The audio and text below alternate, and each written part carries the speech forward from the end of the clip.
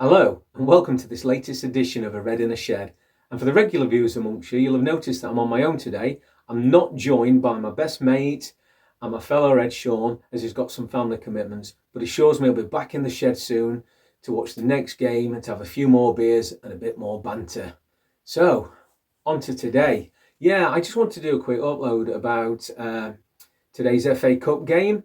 And for me, and I think I mentioned this in the video when we played Accrington Stanley in the last tie of the FA Cup has still got that magic for me. You know, it's, as I said before, for me as a kid growing up, and I'm sure for a lot of you, you know, that it was the pinnacle. Everybody wanted to play in an FA Cup final. And for me, it's still got that magic. And I know the money and the glamour is where the Champions League is, but the FA Cup has got that little bit of something for me. You know, it's got that, it's that hope, that determination, that unexpected, that David v Goliath. And yeah, it's still got that bit of magic for me. And today's game, you would fully expect that, you know, we would win that. You know, we're favourites. I read some stat the other day that said we're something like 87.4% favourites to win this game.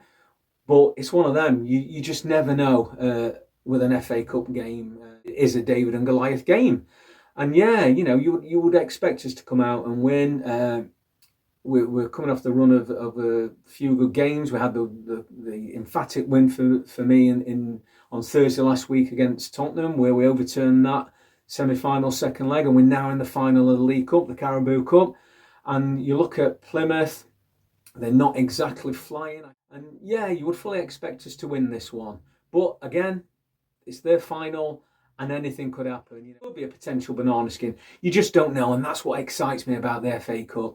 You know, you would expect Arne to make a few wholesale changes today. You would expect him to bring some of the younger kids in and give them a run out and rest some of the key players and some of the senior players, specifically when we've got such a hard period coming up in February, a hard run of games coming up over the next month. You would expect that. You know, specifically, I know we've got Everton soon. That last game at Goodison, that's going to be historic.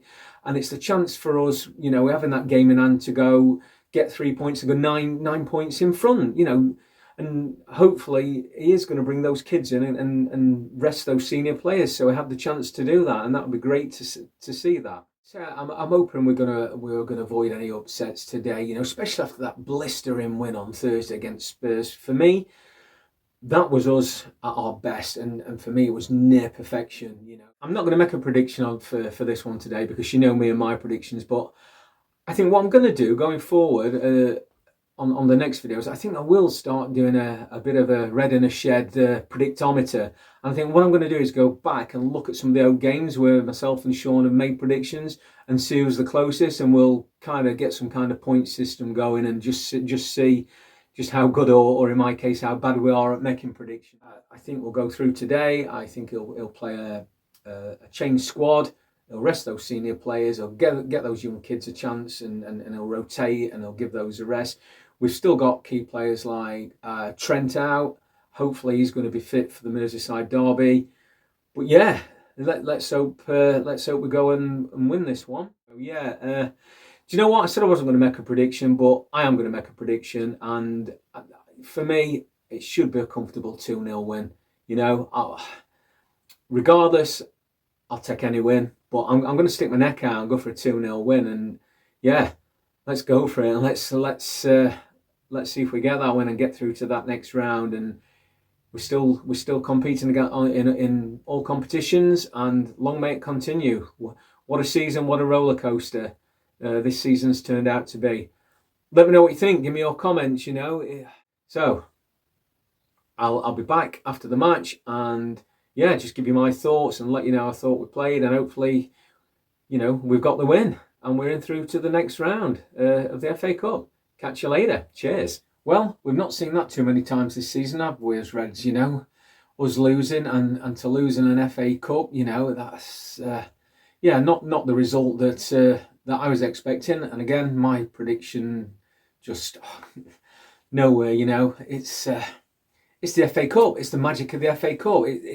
That's why, as I said earlier, that's why I love this competition so much. You just don't know what's going to happen. Obviously, I'm absolutely devastated that the result went against us. But you know, Plymouth had a game plan. They stuck to that game plan. It was a scrappy game, and it was a game where Plymouth created far more chances than we did. You know, we had that one chance in the first half. The second half, there's nothing until the last 5 minutes where we appeared to come alive, you know, and their keeper kept him in here. He made some couple of really good saves.